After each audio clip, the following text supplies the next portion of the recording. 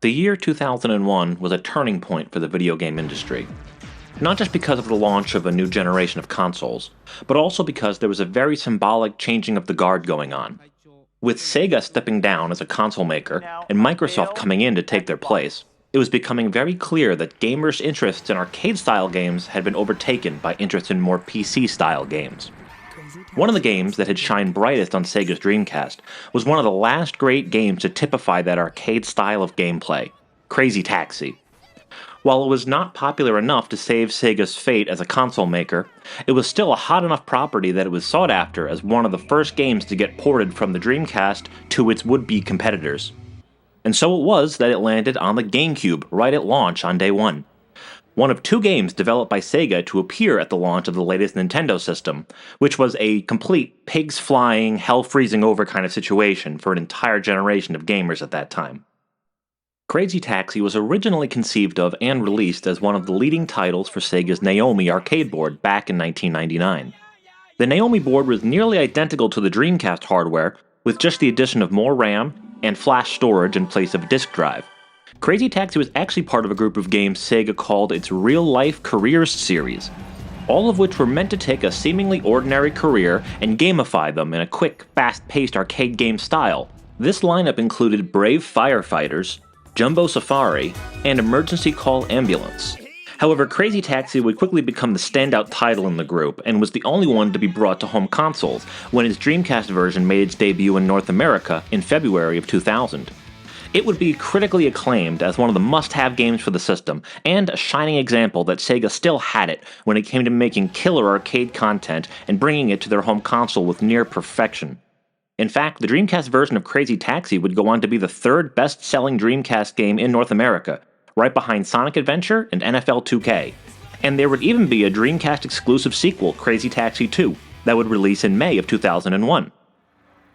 While Crazy Taxi was a high-water mark for the Dreamcast on the sales charts, it was also a critical piece of grist in the rumor mill leading up to the system's demise. As the cracks were starting to show on Sega's viability in the console market, one of the most damning rumors that started to circulate during the summer of 2000 was that Acclaim had acquired the license to port a few popular Sega games to other consoles, of which Crazy Taxi was singled out by name.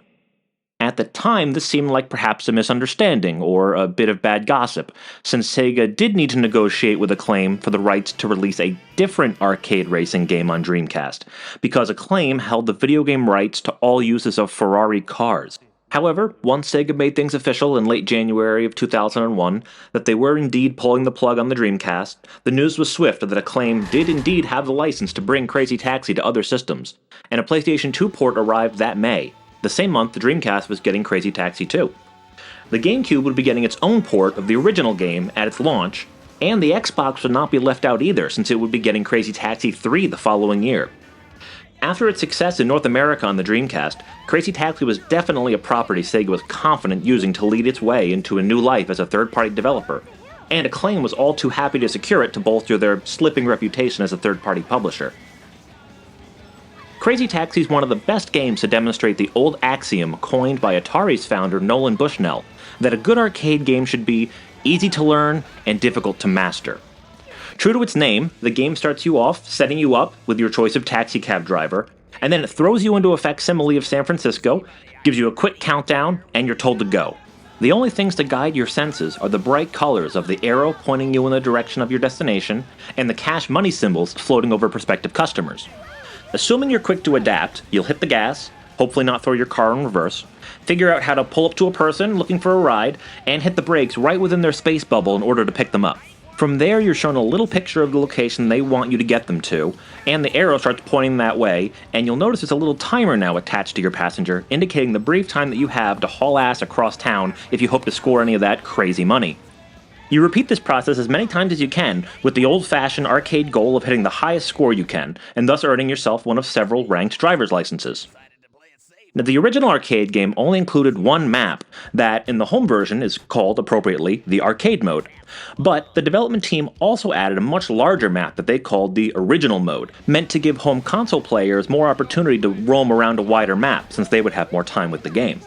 They also added in the Crazy Box, a series of very specific little challenges meant to give hardcore players something to chew on. These were the kinds of challenges that would require players to learn the intricacies of the controls and the littlest quirks of the game mechanics in order to be able to conquer them. Graphically, the game was very impressive upon its debut on the Dreamcast. The game threw around one of the first big 3D open worlds, with crisp textures all coming into focus with remarkable speed and clarity. This was the kind of speedy 3D that proved that the next generation of consoles would be able to do things the prior generation couldn't even dream of. By the time the game made it to GameCube, it was a bit less impressive already. With a whole year of second and third wave games from the next generation consoles, it already looked like a first wave game in comparison.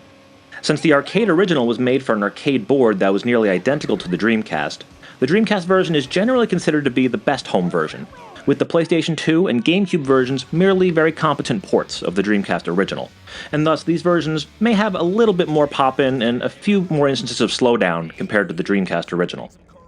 The quality of the port also affects the controls a little bit. While perfectly serviceable, they don't track quite as precisely with the action on screen as the Dreamcast version does. They're not off by much, and you wouldn't notice it if you didn't play the Dreamcast version at all, but they seem to be about 95% up to the speed of the original. Of course, the one thing the game might be more famous for than its gameplay is its choice of music for the background. Crazy Taxi features licensed tracks from popular punk and hard rock artists at that time, such as The Offspring and Bad Religion.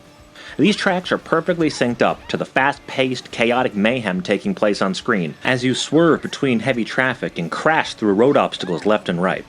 Now, this licensed music, in combination with the plethora of real-world locations and brands licensed to act as destinations, certainly made Crazy Taxi a prime Y2K-era time capsule of pop culture. Out of the gate, Crazy Taxi made a solid first impression for a reborn Sega, starting over as a software company.